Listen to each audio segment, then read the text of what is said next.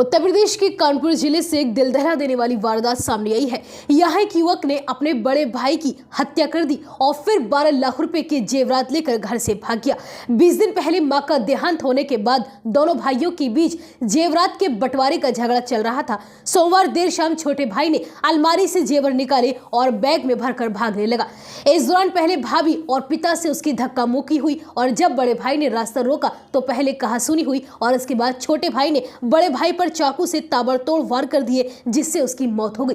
हत्या के बाद आरोपी ने घर के अंदर ही खून से सने हाथ और चाकू को धोया और फिर लाश के पास फैले खून को भी धोया और बॉडी पर लगे खून को भी कपड़े से साफ किया और इसके बाद वह घर से बाहर निकला और चिल्ला चिल्ला कर कहने लगा कि मैंने अपने भाई को मार डाला और फिर वहां से भाग गया। सूचना पर पहुंची पुलिस ने फोरेंसिक टीम की बुलाकर जांच करवाई, वहीं आरोपी को देर रात गिरफ्तार कर लिया। दरअसल घटना कानपुर के रावतपुर की है। यहाँ रहने वाले Suresh Verma field gun factory के सामने पंचर की दुकान चलाते हैं। उनका बड़ा बेटा केतन वर्मा लाटूश रोड स्थित एक्सिस बैंक में गार्ड था, जबकि छोटा बेटा चेतन वर्मा फील्ड गन फैक्ट्री में संविदा कर्मी है। सुरेश ने बताया कि 6 दिसंबर को उनकी पत्नी मीना देवी की बीमारी के चलते मौत हो गई। मरने से पहले मीना ने उनकी जानकारी में बड़े बेटे केतन की पत्नी निशा वर्मा को अपने 12 लाख रुपए के जेवर सौंप दिए थे।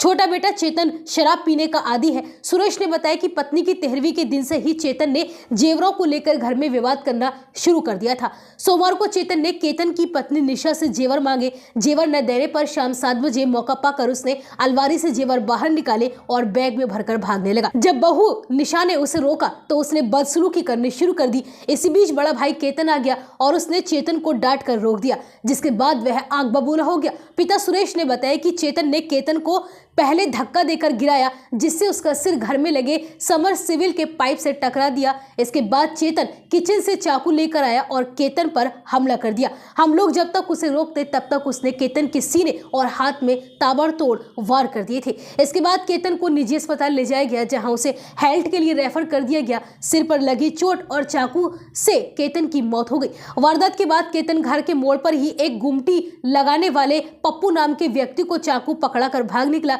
पप्पू ने चाकू को नाले में फेंक दिया, जिसे पुलिस ने बाद में बरामद कर लिया और पप्पू को भी हिरासत में लिया गया। इस बारे में एसीपी कल्याणपुर अभिषेक पांडे ने बताया कि देर रात छापेमारी करके झकरकटी बस स्टैंड के पास से हत्यारोपी चेतन वर्मा को अरेस्ट किया गया है। वह कानपुर छोड़कर भागने की फिराक में था, लेकिन पुलिस ने उसे दबोच लिया। अब सोमवार को उसे कोर्ट में पेश करने के बाद जेल भेज दिया जाएगा।